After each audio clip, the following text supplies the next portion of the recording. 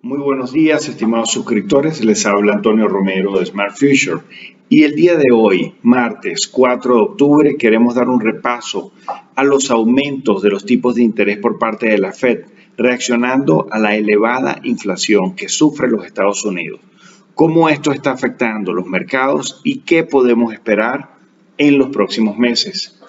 Comencemos con los aumentos de la tasa de interés por parte de la Fed. Vemos que desde marzo se han incrementado 300 puntos base. El 15 de marzo se incrementaron 25 puntos base, el 4 de mayo unos 50 puntos base, el 15 de junio 75, al igual que el 27 de julio y recientemente el 21 de septiembre se volvieron a subir en 75 puntos base los tipos de interés.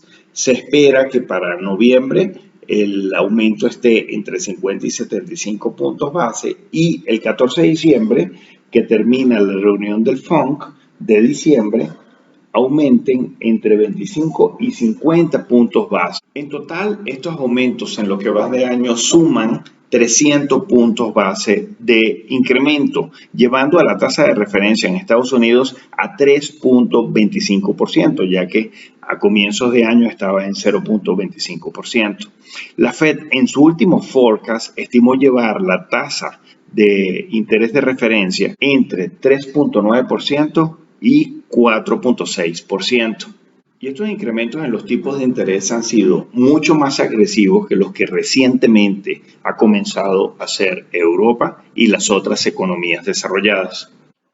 Es decir, el aumento en los tipos de interés en lo que va de año ha provocado un incremento en el rendimiento del bono de 10 años y este tiene una correlación inversa con el S&P 500, que ha decrecido 18.11%, el Nasdaq, que ha decrecido 26.34%, el Bitcoin, que ha decrecido 57.8%, y el Ethereum, que ha decrecido 65.2%.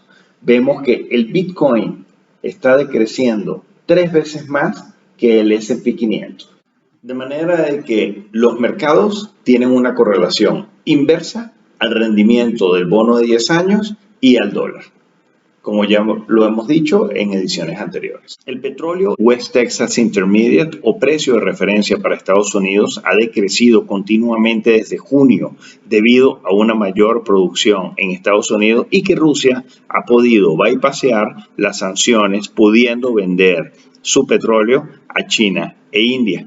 El dólar, por su parte, se ha fortalecido un 14.24% en lo que va de año, siendo la moneda refugio del mundo. Y se ha fortalecido principalmente por la depreciación del yen en un 21.33%, la depreciación del yuan en un 10.91%. El euro, por su parte, se ha depreciado frente al dólar en lo que va de año en un 13.45%. Y pasemos a ver el peso mexicano, que este se ha apreciado frente al euro en 17.25%, siendo la moneda de las economías emergentes más sólida. Frente al dólar, el peso mexicano se ha apreciado 4.61%. El peso gana terreno frente al dólar en este 2022. Para plantearnos futuros escenarios al final de este 2022, debemos conocer cómo se va a comportar la inflación. Vayámonos ahora a analizar la inflación. La inflación general comienza a ceder terreno desde sus máximos de junio, cerrando en agosto en 8.3%. A pesar de estas buenas noticias en el índice de inflación general, lo que preocupa a los inversionistas es la inflación subyacente, que esta aumentó en agosto a 6.3%. Recordemos que la inflación subyacente es la inflación general sin los componentes volátiles del petróleo y alimentos en el corto plazo, de manera que no registra las bajas petroleras de las últimas semanas. Se prevé que para septiembre la inflación subyacente se ubique entre 6.3% o 6.5%, es decir, que aumente versus los resultados de agosto, mientras que la inflación general debe continuar cayendo para cerrar entre 8.1 y 8.3% en septiembre. Lo sabremos el próximo 13 de octubre cuando se publique el indicador. A comienzos de año, esta inflación venía dada de aumentos en los precios del petróleo y disrupciones en las cadenas de suministro. Hoy en día, el mayor componente de la inflación es la demanda, por lo que podríamos esperar que los aumentos de tipos de interés que está llevando a cabo la Fed sí causen un impacto en reducción de demanda en los mercados y por ende reduzca la inflación en los próximos meses.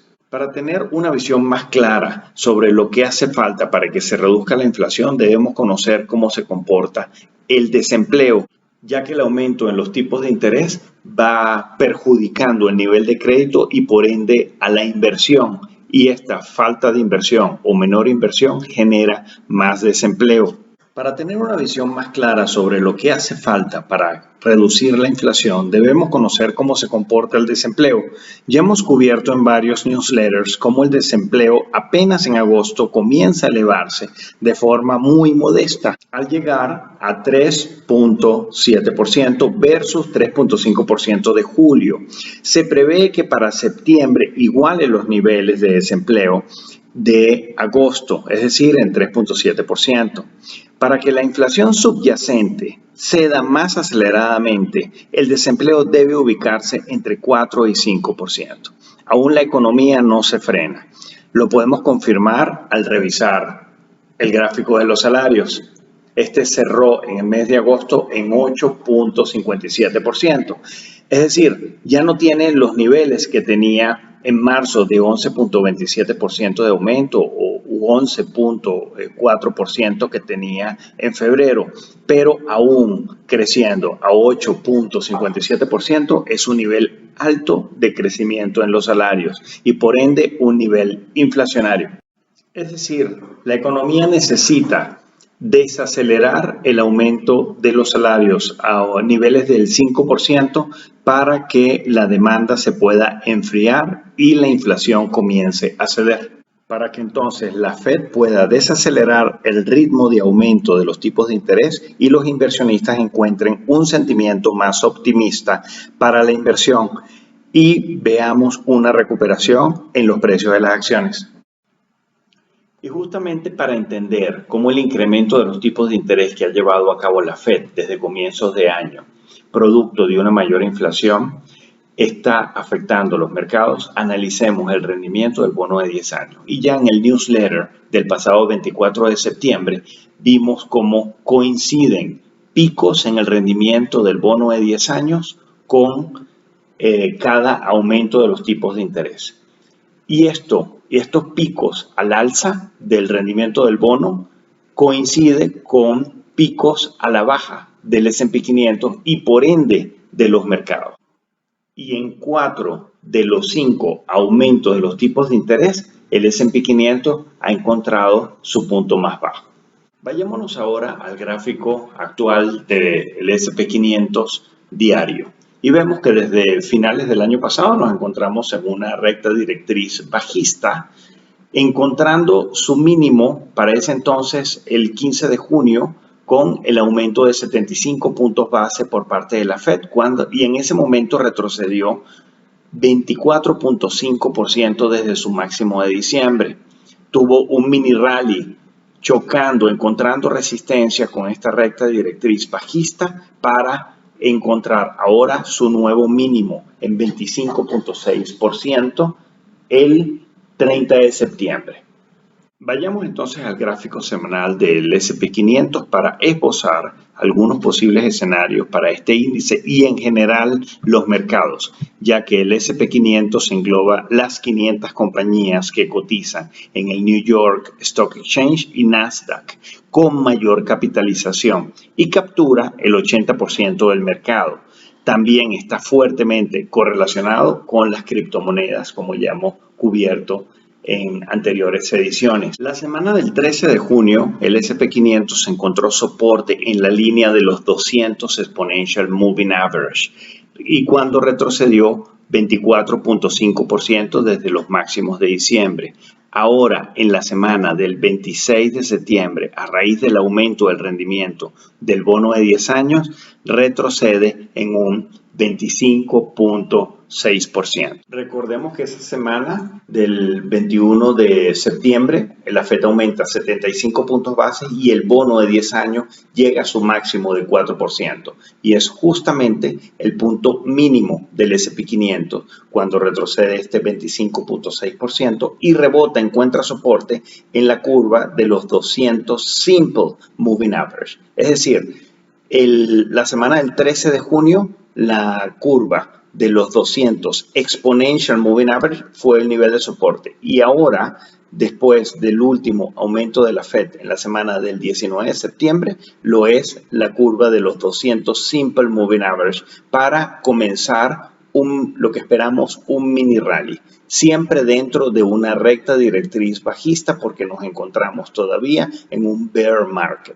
Todo dependerá cómo se comporta la inflación. Podemos esperar entonces un mini rally hasta la zona de los 4.000 puntos, donde encontrará una fuerte resistencia. Por lo pronto, el escenario es que la FED, ahora en la reunión de noviembre, aumente entre 50 y 75 puntos base los tipos de interés, siga con la política monetaria restrictiva y en diciembre empiece a reducir el ritmo de incremento entre 25 y 50 puntos base. Ya en diciembre veremos un escenario optimista o no.